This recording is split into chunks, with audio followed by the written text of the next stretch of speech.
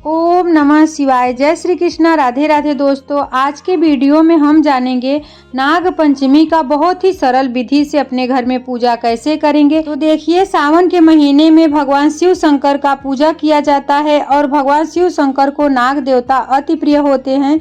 इसीलिए सावन के पंचमी तिथि पर नाग पंचमी का त्योहार मनाया जाता है। नाग पंचमी के दिन सुबह सवेरे स्नान आदि करने के बाद जिस जगह आप पूजा करें उस जगह को अच्छे से साफ कर लीजिएगा। उसके बाद पूजा के लिए हमें नाग नागिन के जोड़े बनाने होते हैं। तो एक पेंसिल या काजल की डिब्बी से आप नाग नागिन के जोड़े बना सकते हैं। तो मैं यहाँ अपने किचन में पूजा करके आपको दिखा रही हूँ। आप चाहे तो दीवार पे बना सकते हैं। मैं यहाँ एक सफेद पेपर पे नाग नागिन का जोड़ा बनाकर पूजा करके आपको दिखाऊंगी। अगर आप विसर्जन कर सकते हैं तो मिट्टी से या आटे से आप नाग नागिन के जोड़े बनाकर पूजा करके आप विसर्जन कर सकते हैं। पेपर पर बनाने से बहुत ही इजी हो जाता है विसर्जन करने के लिए। आप कहीं जा रहे हैं तो पेपर मोड़ के रख लिया और बहते हुए जल में प्रवाहित कर दे तो बहुत ही इजी हो जाता है। देख सकते हैं आप, मैंने 5 नाग नागिन के जोड़े बना लिए हैं। इसके बाद हम दीप प्रज्वलित करेंगे। तो हमने यहाँ पर एक घी का दीपक प्रज्वलित कर लिया है। इसके बाद जल का छींटा देकर हम स्नान का भाव करा लेंगे। ओम नाग देवताये नमो नमः इस मंत्र का जाप करते हुए स्नान करवाएंगे। इसके बाद हम हल्दी से तिलक करेंगे। तो देखिए, नाग नागिन के जोड़े को हमने हल्दी से तिलक कर लिया है। इसके बाद हम कुमकुम से तिलक करेंगे। तो हल्दी और कुमकुम का तिलक किया जाता है नाग पंचमी के पूजा में, तो आप लोग जरूर कीजिएगा। अब यहाँ पे हमने स्नान कराया, दीप प्रज्वलित किया और तिलक कर दिया। इसके बाद हम सभी नाग नागिन के जोड़े को वस्त्र समर्पित करेंगे। तो आप चाहे तो वस्त्र में कलावा समर्पित करेंगे, या तो आप अगर मंदिर में पूजा करने जा रहे हैं तो आप जनेऊ भी समर्पित कर सकते हैं वहाँ मंदिर में। इसके बाद एक सुगंधित फूल में हम थोड़ा सा इत्र लगाकर नाग देवता को अर्पित करेंगे। नाग देवता को सुगंधित फूल, पत्तियां, पेड़ पौधे अति प्रिय माने जाते हैं। नाग पंचमी के कथा में आपने सुना होगा कि भगवान नाग देवता चंदन की लकड़ियों में लिपटे रहते हैं। तो इस प्रकार से सुगंधित पुष्प नाग देवता को अर्पित कर देंगे। अगर आपके पास फूल नहीं है तो आप बगैर फूल का भी पूजन कर सकते हैं।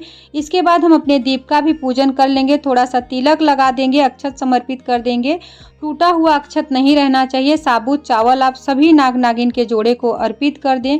इसके बाद अपने सीधे हाथ में अक्षत रखेंगे और भगवान शिव शंकर का ध्यान करते हुए संकल्प करेंगे। भगवान, हमने आपका पूजा किया है, पूजा में कुछ कमी रह जाए तो क्षमा करना, हमारी मनोकामनाओं को पूर्ण करना, ऐसा कहते हुए प्रणाम करेंगे। इसके बाद नाग देवता को हम दूध बतासे का भोग लगाएंगे। तो दूध आप उतना ही लीजिएगा जितना हम चींटियों को डाल सके या किसी भी बिल में आप डाल सकते। थोड़ा सा दूध का छींटा हम दे देंगे नाग नागिन के जोड़े को। नाग पंचमी के दिन अगर आप अपने घर में कोई भी सेवई खीर बनाए हैं तो उसका भी आप भोग लगा सकते हैं।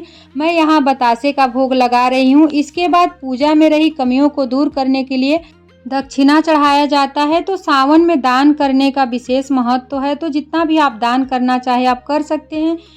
इसके बाद 1 लोटा जल भर के रख लेंगे। नाग पंचमी का कथा पढ़ेंगे या सुनेंगे तो अपने सीधे हाथ में एक फूल रखना है और नाग देवता का कथा सुनना है। कथा सुनने के बाद जो अपने हाथों में पुष्प है अपने जल में डाल देंगे और यह जल हम सूर्य भगवान को अर्घ दे लेंगे। नाग पंचमी का यह पूजा सुबह ही किया जाता है, तो इस बात का आप ध्यान रखें। इसके बाद बड़े ही भाव से हम आरती करेंगे। सर्वप्रथम गणेश जी की आरती करेंगे, उसके बाद भगवान शिव शंकर की आरती करेंगे। इसके बाद ओम नाग देवताये नमो नमः इस मंत्र का जाप करते हुए नाग देवता की आरती उतार लेंगे। अपने घर के चारों कोनों में आरती को दिखा देंगे। इसके बाद 2 बार जल से आचमनी करने के बाद आरती को प्रणाम करेंगे। नाग पंचमी के दिन जिसके कुंडली में काल सर्प दोष है तो इस तरीके से नाग नागिन का जोड़ा चांदी का या पीतल का बनाकर बहते हुए जल में प्रवाहित करने से काल सर्प दोष खत्म होता है। तो आज के दिन आप कर सकते हैं। काल सर्प दोष के निवारण के लिए नाग पंचमी का दिन बहुत ही अच्छा रहता है। तो यदि आप चांदी का नाग नागिन का जोड़ा बनाने में असमर्थ हैं तो आप पीतल का नाग नागिन का जोड़ा बनाकर मंदिर में दान कर सकते हैं। नाग पंचमी के दिन यह उपाय करने से काल सर्प दोष खत्म हो जाता है और जीवन मंगलमय हो जाता है। इसी के साथ दक्षिणा हम मंदिर में दान कर देंगे और जो जल है सूर्य भगवान को अर्घ दे देंगे। तो इस प्रकार से हमारा नाग पंचमी का पूजा पूर्ण होता है। पूजा होने के बाद भगवान से हाथ जोड़कर क्षमा याचना करेंगे और अपनी मनोकामनाओं को पूर्ण करने के लिए भगवान से प्रार्थना करेंगे। इस प्रकार से हमारा नाग पंचमी का पूजा पूर्ण होता है। यह वीडियो आप सभी को जरा सा भी यूजफुल लगा है, जरा सा भी पसंद आया है तो वीडियो को लाइक करें, श्रद्धा भाग्य चैनल को सब्सक्राइब करें। मिलती हूँ किसी नए वीडियो के साथ, तब तक के लिए जय श्री कृष्णा, राधे राधे।